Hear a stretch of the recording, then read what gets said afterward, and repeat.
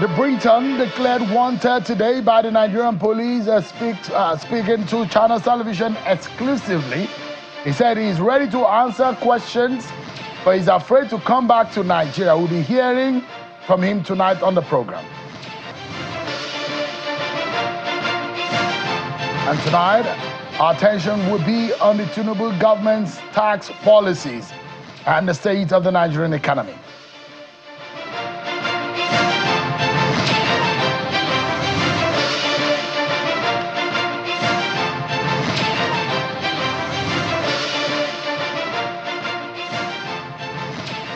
Hello everyone, welcome to the program. This is Politics Today, live on Channels Television. I'm Sean Wakimaloye here in Abuja. Perhaps one of the stories that we've been following for you, apart from the arraignment of about 10 persons in relation to the End Bad Governance protest, is also the story coming from the Nigerian police, where the police force today declared a British national, Andrew Wine, and a Nigerian, Lucky Obiyan, wanted for allegedly plotting to overthrow the democratically elected government of President Bola Tinubu. At a press conference today in Abuja, the force spokesperson Muyiwa Adejobi accused the British national of building a network of sleeper cells to cause chaos and topple the government. Take a listen to Muyiwa Adejobi. Investigations have identified a foreign mercenary, Andrew Wine, also known as Andrew Povich or Drew Povey. The man has many identities. A British national who built a network of sleeper cells to topple the government and plunge the nation into chaos. He rented a space at the Labour House in Abuja for an Iver Valley bookshop and established Stars of Nations schools as a cover for his subversive activities. Documentary evidence and confessions revealed that Andrew Wine issued directives, monitored progress, and provided finance and operational guidance to achieve all constitutional regime change in Nigeria. Meanwhile, the said person, the British man who was declared wanted by the Nigerian police, has been speaking to Channels Television exclusively about his whereabouts.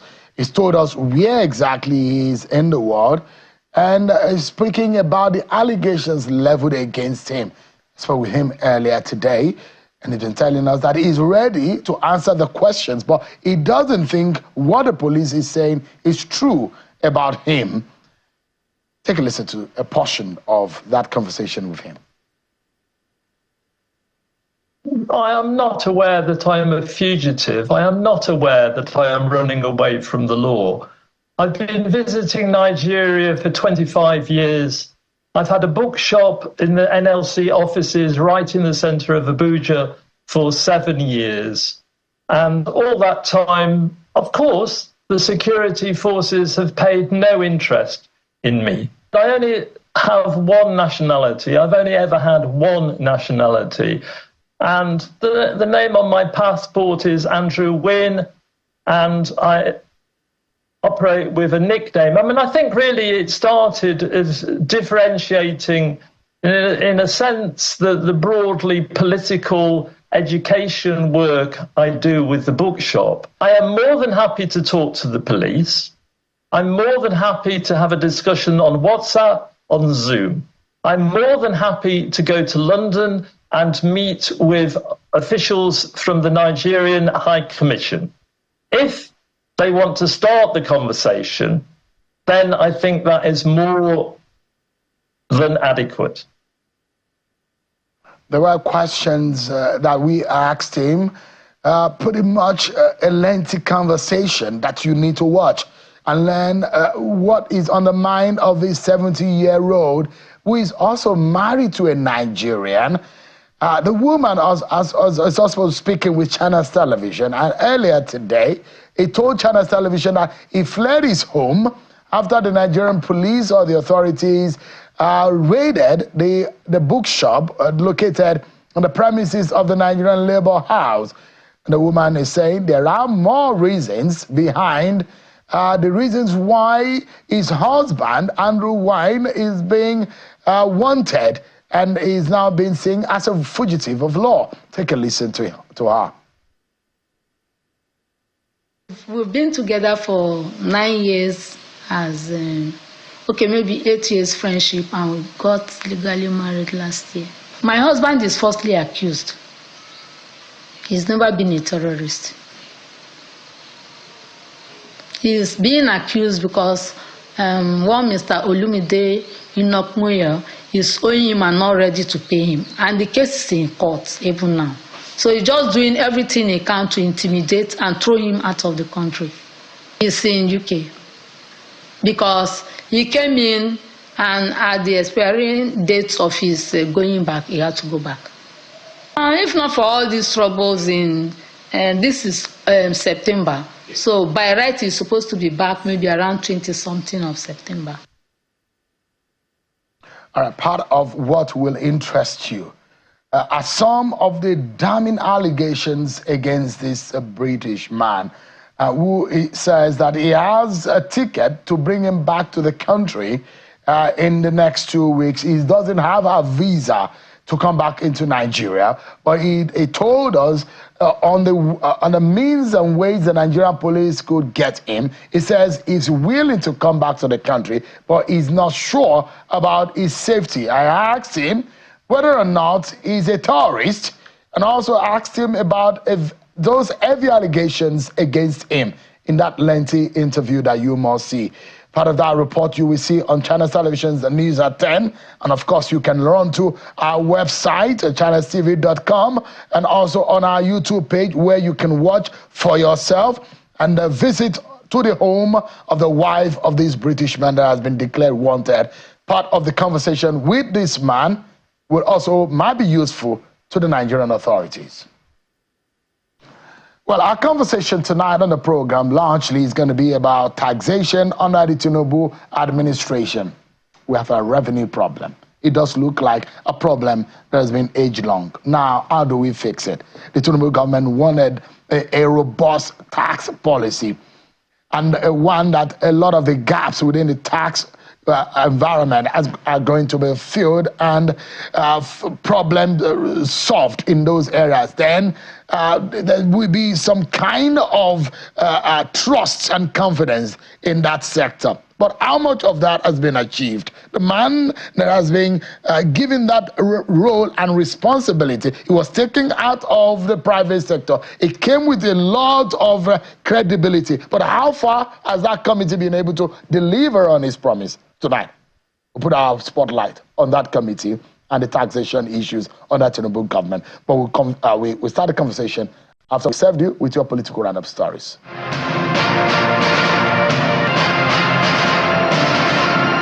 10 protesters arraigned at the Federal High Court in Abuja for alleged conspiracy to commit felony, inciting to mutiny and treason have been ordered to be remanded at Kuje Correctional Facility in Abuja and Suleja Correctional Facility in Niger State. Justice Mekanwite ordered a remand while adjourning rulings in their bail applications till the 11th of September. The 9 male suspects are to remain in Kuje prison, while the only female said to be pregnant, Mrs. Angel Innocent, was ordered to be taken to Suleja prison.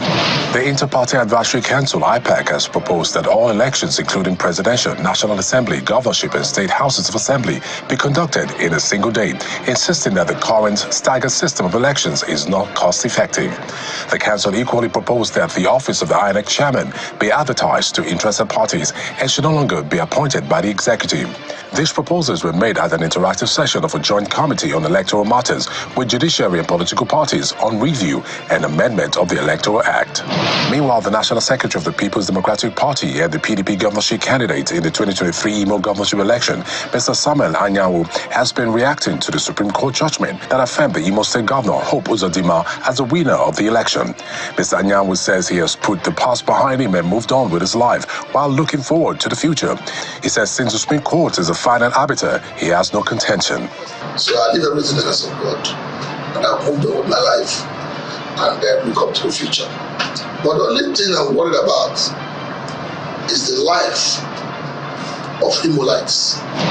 The People's Democratic Youth Alliance is raising concerns over what it describes as political repression and unlawful arrests of party chieftains in Edo State ahead of the governorship election that is barely 3 weeks away. At a news conference in Abuja, the group notes that the recent arrests of members in the state might be connected with the fear that its candidate will win the September 21 governorship election in the state, and called the police and the electoral umpire to be neutral and ensure that the forthcoming election is free, fair, and credible. The All Progressives Congress in Plateau State is calling on the Speaker of the House of Assembly to inaugurate the members elected under the platform of the party in order to avoid the continuous marginalization of elected lawmakers. At a stakeholders meeting at the party secretariat in Jos, the state chairman of the party, Mr. Rufus Bature, and immediate past governor of Plateau State and senator representing Plateau South Senatorial District, Simon Lalong, condemned the Speaker of Plateau State Assembly for not respecting court orders, which directed the Speaker to inaugurate the APC members. Lastly, from River State, Mr. Tony Okocha is insisting that he remains the chairman of the All Progressives Congress in River State. Mr. Okocha at a news conference in Port Harcourt described the APC governorship candidate in the 2023 governorship election, Mr. Tonya Cole, as an outsider who was brought into politics by the former governor, Rotimi Amechi.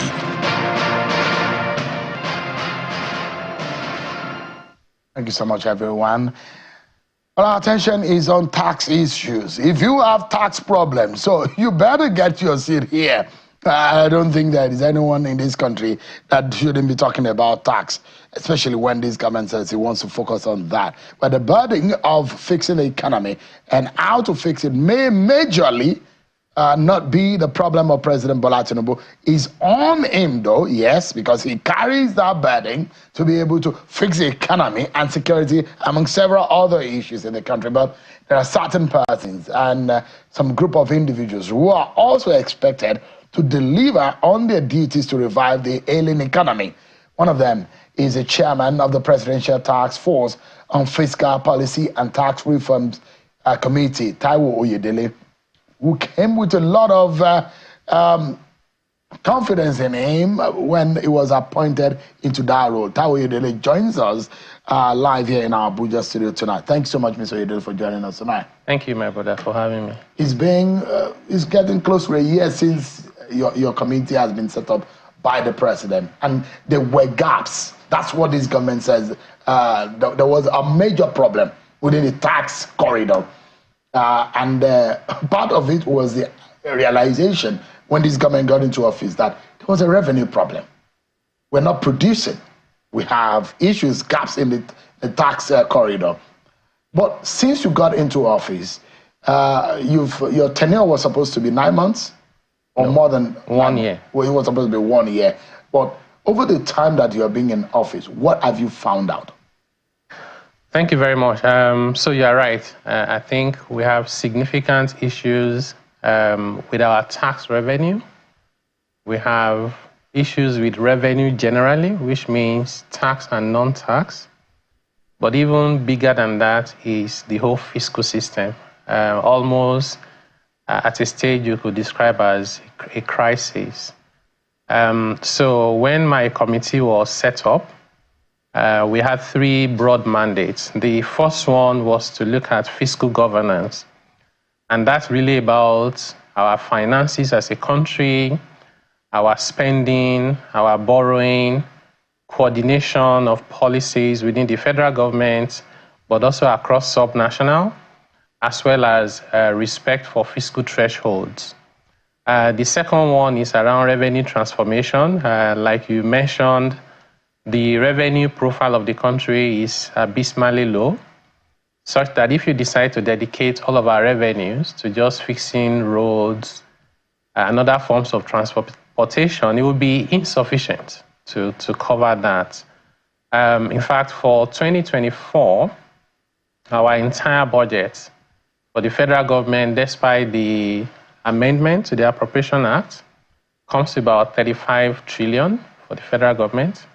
For all the states combined, it's about 15.9 trillion. So put it together, you have about 54. In dollar terms, that's just about $32 billion. It's the size of the budget of Kenya, equally a poor country with less than 1/4 of our population. So it was a revenue crisis. So revenue transformation for us meant we can no longer continue to celebrate incremental progress because the base was just so small. And for us, it wasn't about raising taxes from existing taxpayers. In fact, one of the things we found out was that it's mostly the poor people in Nigeria who have been paying taxes. So it's time for them to take a break, which means we have to look at the system again to take that burden away from the vulnerable people, small businesses, and let the middle class, the elite, and people who can afford pay in line with the principle of progressivity when it comes to taxation. We also beaming our searchlights on government assets, including real property. They're all over the place. Some of them, we don't even know where they are. So the Ministry of Finance Incorporated, we're working with them. They are working on an asset register. We're also looking at government-owned enterprises as another way of generating revenue, as well as mineral resources beyond oil and gas. And the third and last component of our work is on economic growth, facilitation, and competitiveness. So this is the principle that says the best way to generate revenue on a sustainable basis is to grow your economy. When businesses grow and individuals prosper, you take a share of their prosperity by way of taxes. There was a year that Elon Musk alone, I think it was 2021, paid $11 billion in taxes. I'm not sure it's because he loved the US. After all, he's originally South African, but because the US gave him the platform to prosper, and just fair and proper to then pay a share of your revenue to such a government. So those are the broad mandates in terms of the coverage of our work. We have been quite busy for the past 1 year. We have membership cutting across all walks of life. We've drafted new laws for the tax system. We think we should not be amending our tax laws anymore. They're just too old, not fit for purpose. We've drafted brand new laws for all the major taxes. We're just waiting for Mr. President to return to get the final approval.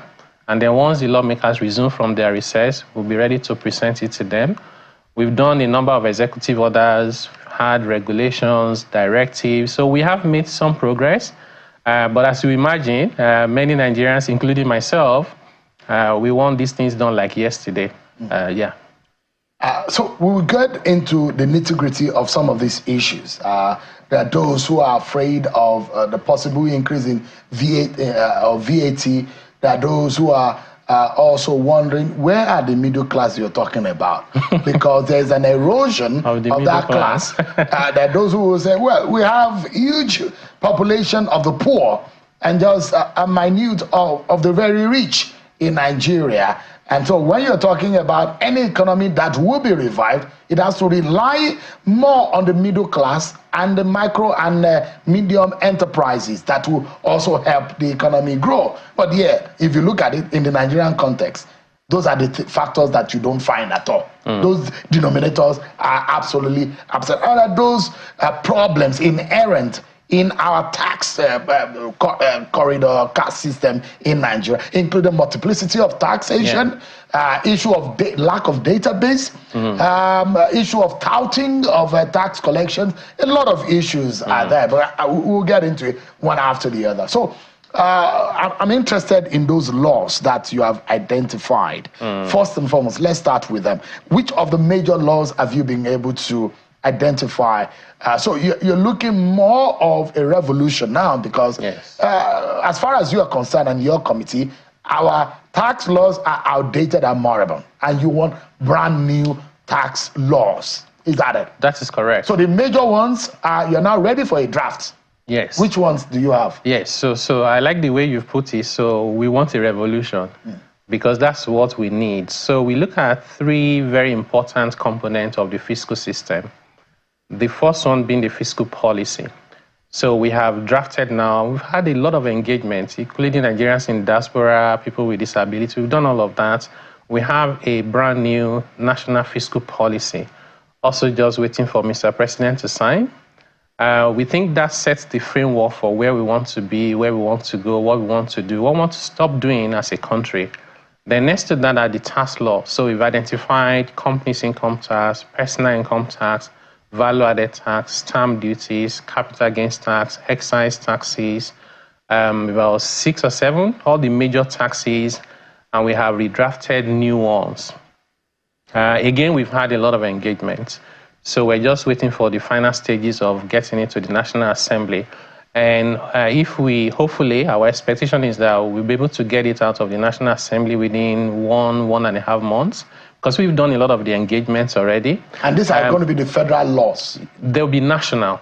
Yeah, I mean, most of the tax laws are mostly at the center. At the center. Yes. But the state also have, and state and local government, because they have also their deductions that they do at those levels. At the state and the local government, they have their own taxation policies. But so your committee is committed to the federal tax laws and in wanting to change them. Is that right? And the state and local governments.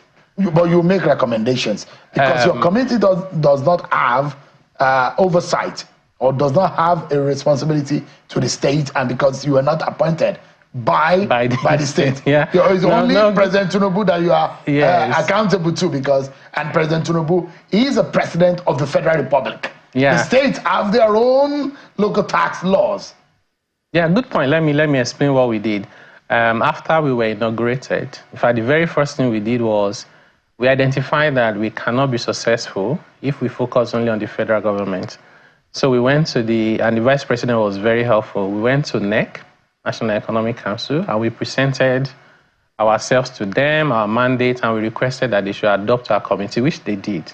So I can actually say to you that our committee is a national committee.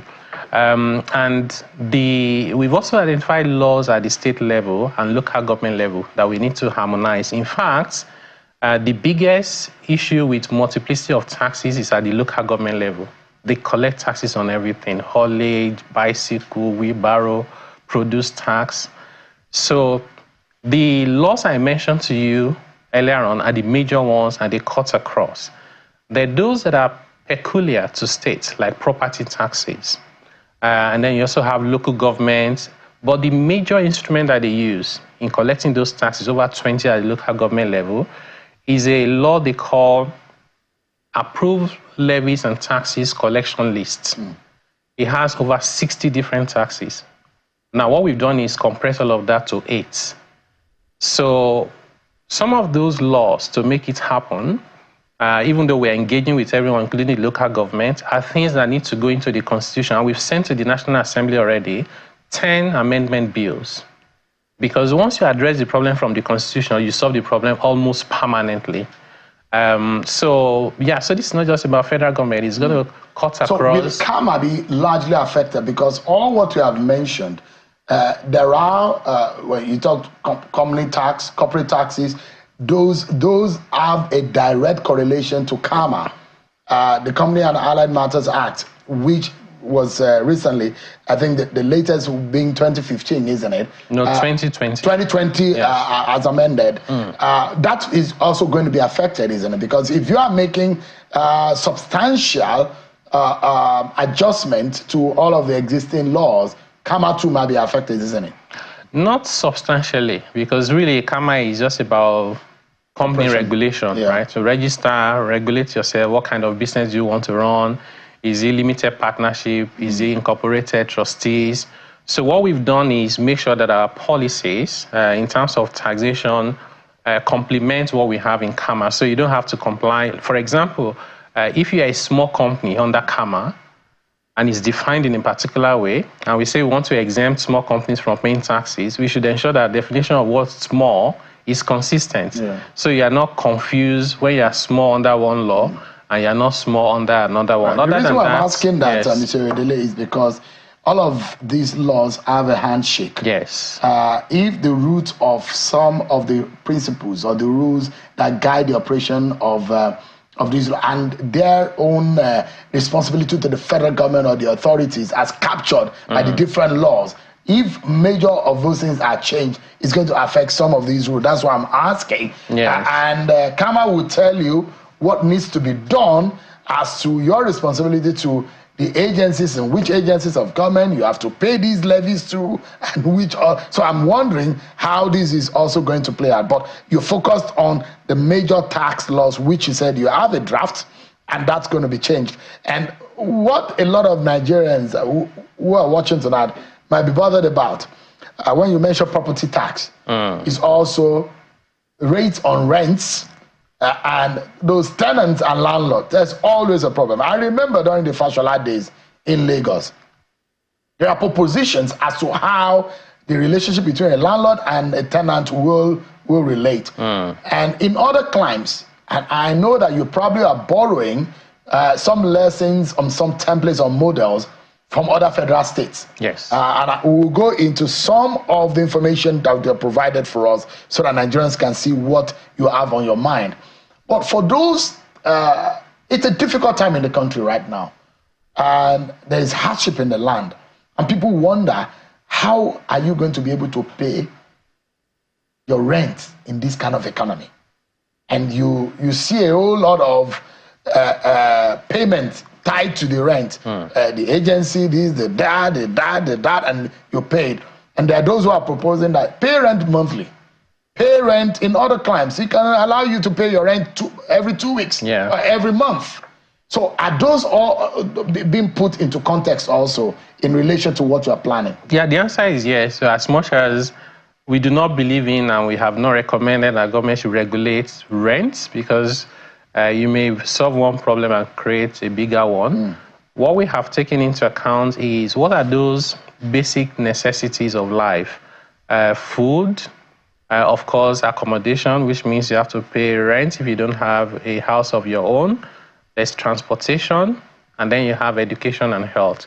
We've deliberately identified those items, and we've removed almost completely all the taxes applicable on them, including no VAT. We've also developed some proposals where government can give relief to private sector employers who provide transportation relief to their workers. Also, we've had a proposal around more employment. So if an employer employs more people than they would normally do, maybe average of past 3 years, they get some relief. So that's meant to stimulate employment generation. So we think that from the fiscal policy and tax perspective, we can make it at least more affordable for the Nigerian people to be able to afford those basic necessities. Shared passenger transportation is completely tax-free. But if you hire a taxi, so we assume that you're not the poorest Nigerian, then you have to pay the tax. Whereas if you get into a bus, like people in Lagos, getting into Danfo and Molue, that would be completely tax-free. So that's what we've done so far regarding that particular issue. What about tax refunds? Have you, that policy seemed to be non-existent in this climb. Yes. Is that also think about? Yes. It's in the books, haven't been implemented. In fact, I said many times at our committee meetings that I spent over 20 years in the private sector and I only got refund once. And this wasn't because there were no refunds, they were just not forthcoming. So in the laws we've drafted, we've put new rules there. One is to allow you use a refund relating to one particular tax area to pay taxes in the other areas. So you can ask for a refund, you can use it elsewhere. And when it comes to things like VAT, which is the area where you tend to have a lot of refund, we've included in the law for the government to pay your refund within 30 or 60 days without any audit. So they should pay you first before they find out whether you are honest or not, because we are not running anywhere, by the way. So we expect that refunds will be a lot easier. The other thing we have done also is to identify what's the reason for the refund we normally have. We identify that in some cases, something like withholding tax, you are rendering services and government says, when I'm paying you for your services, I should retain a percentage and pay it over to the government on your behalf, pending when you file your returns at the end of the year. But the rates are so high, such that the amount I'm retaining and giving to government can actually be more than the tax you need to pay. Then you have to go to the government and say, Taiwo deducted 1 million on me, but my tax is actually 300. Can I have the 700,000 naira back? And that can take you 5 to 10 years. So we've now reduced those rates so that you only have a balance to pay to the government rather than having a refund due from the government. And we've exempted small businesses from tax, from those withholding taxes. Okay, no VAT, tax. Almost all the taxes. No VAT, no withholding tax, no company's income tax. The employees are exempted from personal income tax. What is the definition of small business in the context of Nigeria? So the context of the law we have as we speak now is 25 million turnover a year. But in our proposals, the laws we are passing to the National Assembly in the next few days or weeks, we've proposed that to go up to 50 million. So if your annual turnover, yes, if your annual turnover is 50 million or less, then you don't have to worry about all these taxes. And that, from our analysis, will cover around 97% of small businesses. And it goes back to your question and the issue you raised before, which is, where are these middle-class people? Our analysis shows that there are not many, but it would also not be right to say it's zero. So we think in the informal sector, from the data we had and analyzed, vis-a-vis the cost of living in Nigeria, average household family size, and all of those things, we identified that the top 3% of the informal sector and small businesses can afford to pay some taxes. And of course, the middle class, not a lot of numbers, but we have a good number of elites, including politicians. Because tax doesn't ask you where you generate your revenue from. You have revenue and wealth, you need to pay the taxes. You mentioned property tax earlier on. And indeed, you are right. We've looked at so many countries around the world because we want to make this reform something that not only solves the problems we have, but something that can be a reference point for generations to come and for other countries to learn from. So we have been very intentional in the way we've approached the work. So we looked at so many countries, and we found one of the countries quite interesting was Colombia. So there was a guy who is in charge of property tax in the city of Bogota. And we got into extensive analysis. And they were able to reform the property sector, land reform. For us, it's not just, in fact, the property tax is a consequence of land reform and redevelopment, which is what can open up economic activities. The guy said that the property register for that city is $178 billion. And they collect over $1 billion in property tax in a year. Over $1 billion is about 1.6 trillion. Lagos State has never even collected, I think they just collected 100 billion last year. In property tax. In property tax, highest they've collected. So you can imagine Lagos is at least more than twice the size of Bogota. So Lagos has a deficit. Significant, maybe I would say opportunities rather than deficit. Yeah. Lagos, and it's not only Lagos, Lagos is just a good example to use. They have significant opportunity to generate revenue. There are about 4 million properties in Lagos. And our view is that you can design your policy to actually exempt 3 million. And I can tell you the top 1 million houses, properties in Lagos are not the poorest people. And that alone can give you these numbers we're talking about. And then the interesting part is our proposal says, when you generate that revenue, you must find a way to channel it back to those communities so that the quality of life would also improve. Just a moment. Let me pause you for a moment. Yes. Yeah. Would you be increasing or proposing increase in VAT? Don't answer yet. Have you created an environment for a proper database? Don't answer yet. There is hardship in the land, and people are paying tax on food that is difficult to come by. Have you adjusted and reformed that sector? Don't answer yet. But these are areas that I would like you to give us insight into what you have drafted, and we'll see some of the information you have provided tonight. But that's going to be after we return from this break, everyone. We'll be right back. Thank you so much, everyone, for staying with us. Taiwo Oyedele is the chairman of the Special Committee on Tax Reforms as put together by President Bola Tinubu's administration, and is here tonight with us on the program talking about the Tinubu tax agenda. Thank you so much, Mr. Oyedele, for your time tonight. I mean, the very nagging question about the value-added tax, which a lot of people will say it will affect the bottom line. But also, you look at it, it does look like there is some collection successes. And you see the increase, according to the MBS figures, which shown that there is a dramatic increase, which jumped to over $1 trillion. I think it's in the first quarter, from this about 19.21% to over 1.43 trillion. And yet, there are proposition of an increase from 7.5% to 10%. But when is that going to happen? Is it going to happen, and when? Okay, let me start by saying, to answer the question you asked about, would VAT rate go up? And I'll say is yes and no, and I would explain. Okay. So we identified the yes part, which is the sad news.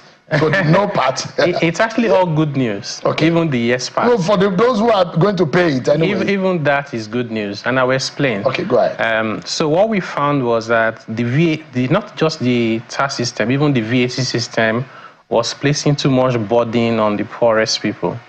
For example, you had food items. Some of them were exempt. And without sounding technical, when you see an item is exempt from VAT, it means that any VAT you incur before the final stage, you have to bear it. Whereas if you say it's zero rated, all VAT from the beginning of that process to the end is taken out. So we've decided that food should not just be exempt, it should be zero rated.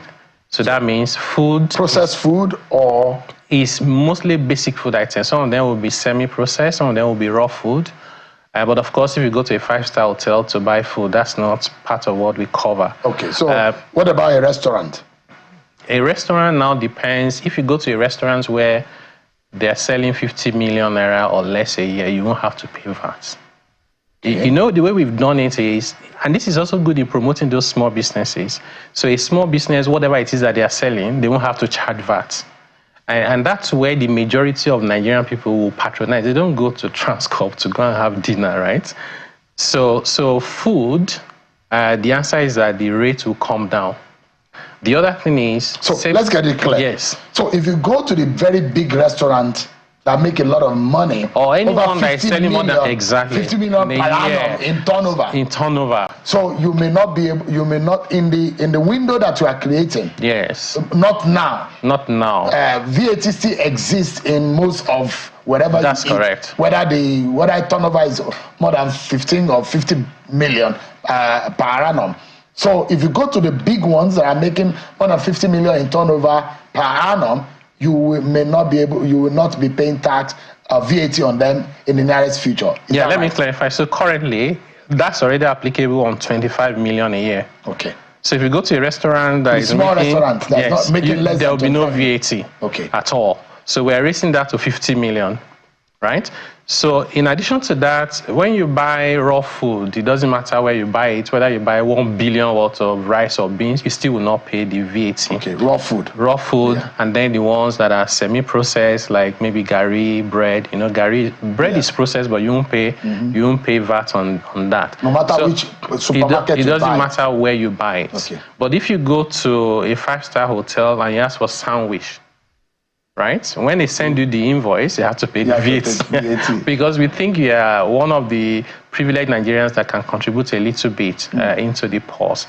So which means you can say for 90-something% of Nigerians, they'll see their bill on food, all things being equal, will go down. The other one, which is the same principle, applies to education, whether it's primary, secondary, tertiary. Private institutions. Including private institutions, because education is education. And then same thing for health, as well as transportation, as well as housing, no VAT on rent. So, and if you think about what I've just said, and I'm going to tell you a bit more, you see that we've been intentional in protecting the Nigerian people. We also found that businesses had to incur a lot of VAT on their business assets. So like you build this studio, for example, this is for business. Whatever the VAT rate is, you bear that. We think that's not the right thing. We saw over 100 countries around the world where that is not the case. So our proposal also says you get the VAT back. The same thing if a business procures services, today they have to bear the VAT, they're going to be getting it back. What's the concept? The concept is if the cost of doing business comes down, then you not only have more businesses, but they also pass it on to their customers by way of lower prices. So those things are the ones where the VAT will come down. But when will the 10% begin? Yeah, no, then everything else, the VAT will go up, right? So, and the law we are proposing to the National Assembly, we have the rate of 7.5% moving to 10%. From 2025, depending on how soon they're able to pass the law. And then subsequent increases are also indicated in terms of the year they will kick in. Right. So, and while we are doing that, we also have corresponding reductions in personal income tax. So if anybody is earning about 2 million naira a month or less, they'll see their, 1.5 million naira a month or less, they'll see their personal income tax come down. Companies, we have their company's income tax rates come down from 30% over the next 2 years to 25%. That's significant reduction. And then other taxes that they pay, there are quite many. Education tax, NASEN, that's for engineering, IT levy, police tax, all those ones, we are consolidating it into a single one. They'll pay 4% initially, and that will go down to 2% over the next few years. So by the time, dependent if these laws come into effect. Exactly. Now, let me ask you, what about tax holidays? Yes. So that's not a very popular thing too in this climate. Yes, it's not very popular. So we looked at it and said we needed to do it differently. So if our laws pass, there will be nothing called pioneer status anymore. In place of that, we've introduced what we call priority sector incentives. So government will identify different sectors with different conditions of minimum investment, how long you can have the incentive for. And that work has also been finalized, waiting for us to move on to the National Assembly. So I'll say we have a reformed incentive system that is not prone to abuse, where you can see the real benefit to the economy, where you can measure the cost to the government, and where there's transparency in terms of eligibility without a lot of discretion and subjectivity. So what you are proposing is increase to 10%, not 15%, or you're looking at incremental? So to get to, based on our proposal, to get to 15% by 2030.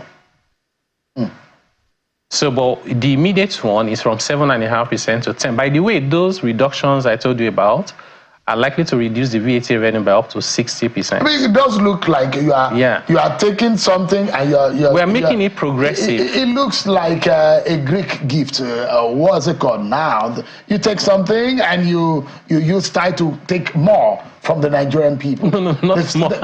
What is concerning is the hardship that might be imposed on the average person and the poor. No, but what do you mean by hardship? The average person, for example, does not buy a brand new car. Right? Okay. So the average person would want to eat, they want accommodation, they want transportation, they want health, they want education. Once that is covered, any extra amount you have, that's not what poor people spend it on. Let me, because we need to. So the sharing formula of the VAT collection or the outcome of the revenue in VAT also will be properly readjusted, isn't it? So who takes more now? The state and local government will take more. Okay, what's the percentage proposition? It's still a proposal, so we are proposing that state and local government will take 90% and the federal government will take 10%. And this is also on the basis that we want the state to discontinue with their consumption tax, entertainment tax, because those taxes, so by the way, our reform is proposing to repeal over 50 different taxes that people pay today that they will no longer have to pay anymore once our reforms are completed. Okay. And that includes those consumption taxes. So that's the plan that we have. I want us to go through some of these slides that you're prepared. It does look like my own questions I've taken over. So database, that's another problem. People will like to pay, but they want to know whether this touting and this harassment that they always face. Sometimes you don't want to see anybody knock on your door. Yes. If your tax payment is done digitally without having to interface with anyone that is giving you a private account, and they will hound you anyway. Is there a database that is being processed right now? Yeah, absolutely. You know, we think that this way we collect taxes today is quite primitive. We're doing what people did like over 200 years ago. How many countries do you, even in Africa, you see people throw some wood on the road with some nails on them? It's so embarrassing. The one that is most primitive, and you know the why is most primitive, you find it in the city of Abuja. The Amak boys. You will see them literally jumping on your car. They did it to me actually. In the middle of the expressway, I was like, what's going on? Yes, it was my driver that said they wanted to collect tax. I said, on what? He said, because they looked at my car and they assumed it has to be an official car and I needed to pay it. I said, in Abuja, what if I was a foreign investor? It was scary. Those boys are literally on on a spree. They literally become a menace unto themselves because they jump on your vehicle right in the middle in the city centers. And you will see them there, and I'm wondering what kind of country are we running? Yeah, so what we have proposed now is for all of those taxes to be consolidated into one. That's the first thing. Second one so is we won't see this tout again on the street. Second one is to outlaw cash payments and roadblocks. So you won't have to pay in cash, and nobody should stop you physically to collect those taxes. We think that will not only make life easy for the Nigerian people, but it would actually increase the amount of those taxes that get to the government. As of last year, according to the MBS, all these taxes collected from over 20 states across Nigeria was less than 50 billion. Can you imagine?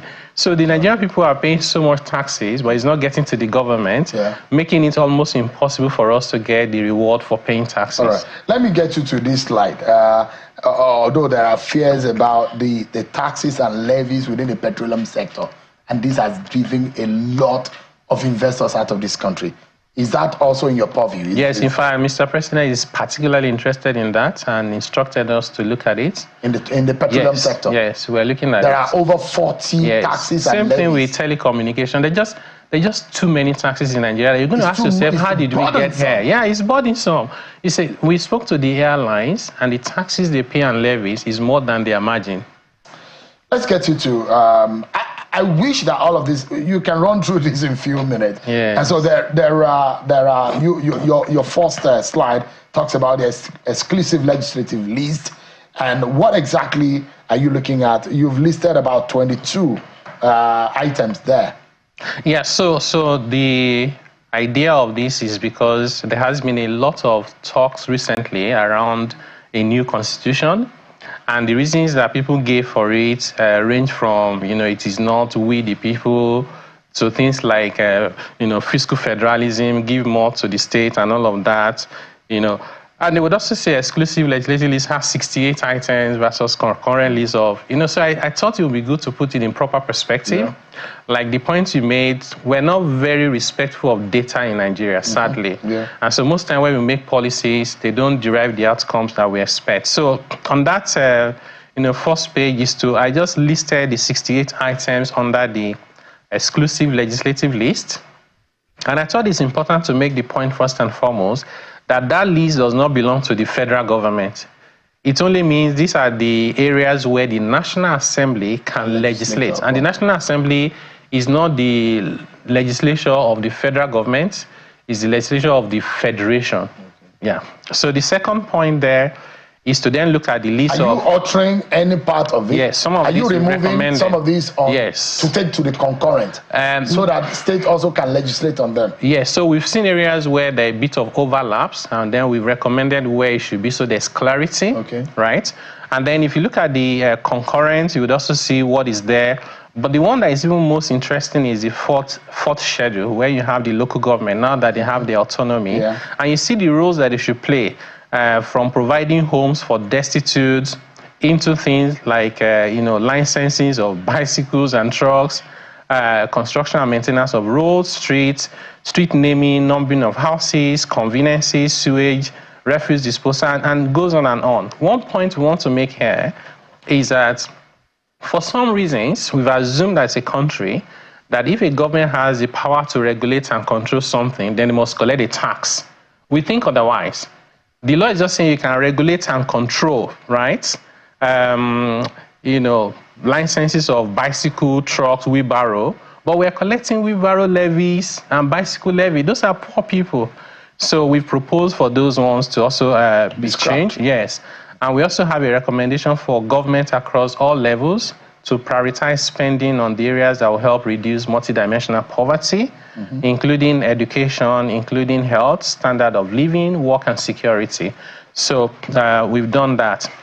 Now, it's a major readjustment.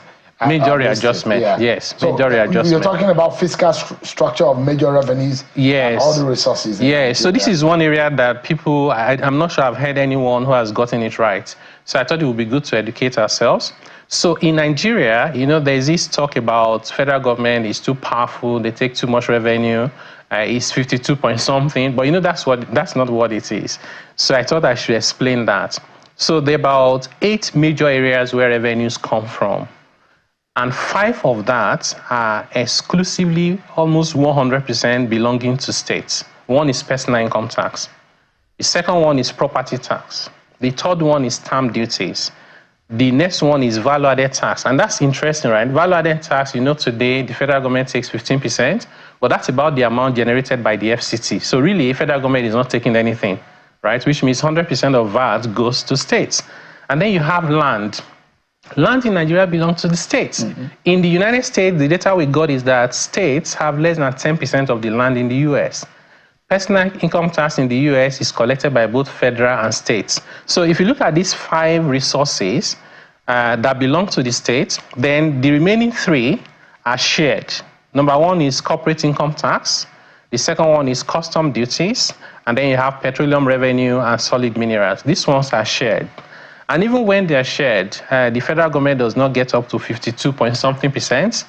Last year, total FAC was a little over 10 trillion, and the federal government got 3.99, which is less than 40%. Why is that? It's because before you even start sharing, you give 13% derivation to some states.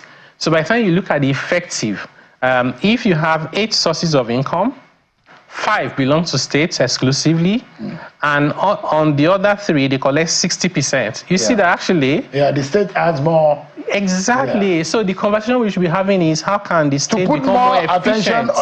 In the utilization of these taxes. Yes, and we want to discourage Nigerians from asking state and local government to become creative with IGR, because they always misinterpret it to mean introduce a new tax. We don't want them to be creative. They should collect a few taxes and collect it efficiently and use it for the benefit of the people. Properly. Absolutely. We have just about a minute or there, but I don't know how we want to run through the rest. Is there a way you can... I can try. Be a magician. Yes, I'll try. I think the other one is really just speaking to the size of the budget, which I said is small. This is even less than 1/4 of South African budget. It's about the size of the budget for Kenya. What is even lower than that is the revenue. We could do better. We could do much better. For 2025, how far do you think you can go in terms of... I don't know. I don't want to commit the government. We're speaking with the budget office. In fact, we have a retreat on Thursday with the Ministry of Budget and Economic Planning. We're going to be discussing that, but we expect it should be significantly more as we get into our reform. So if you look at these information about taxes, Nigeria collected 1.5 trillion in personal income tax last year. The same year, Kenya collected 5.8 trillion naira.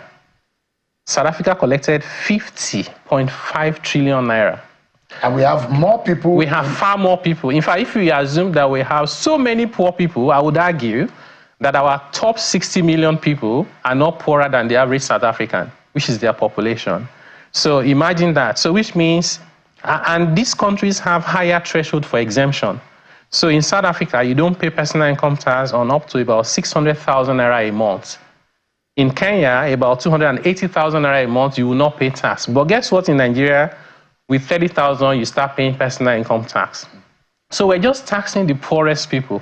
That's why the numbers are not looking good the way they should look. So it shows the opportunity for improvement and the need for us to do all of that sooner rather than later. I think, on the last slide, because I know because of time, is where we have the multidimensional poverty index calculation. And we've been having this conversation with our leaders, including the governors, as well as the president, the ministers, finance commissioners, to say these are the areas we need to prioritize our spending to be able to lift the Nigerian people out of poverty. I think that is the primary purpose of government. All right. Tawo Yedele, I wish you and your team the very best. We'll be looking forward to how we can be more decisive and yet more productive. Because that is what it is. If we can be more data and digital driven in the collection and the aggregation of these revenues, it will be very important. With transparency and accountability as to how they are being spent. Absolutely. Yes. I mean, Nigerians are very, very patriotic people. Yes. If they know that the right thing is being done, they will also respond in like manner. Absolutely. Thank you so much, Tawo Yedele. Thank you for having me. Best in your job. Thank you so much. Tawo Yedele is a chairman of the Presidential Special Committee on Tax reforms here in Nigeria. And that's our conversation tonight. Don't forget, on the news at 10, you get to hear from the man that is being wanted by Nigeria. That wanted man has answers to some of the questions, and he said he's ready to answer those questions, but he's also giving terms as to where and how he will get to answer those questions on our news at 10 and on our website on Channels Television. I'm sure Kimade. I'll see you next time. God bless Nigeria.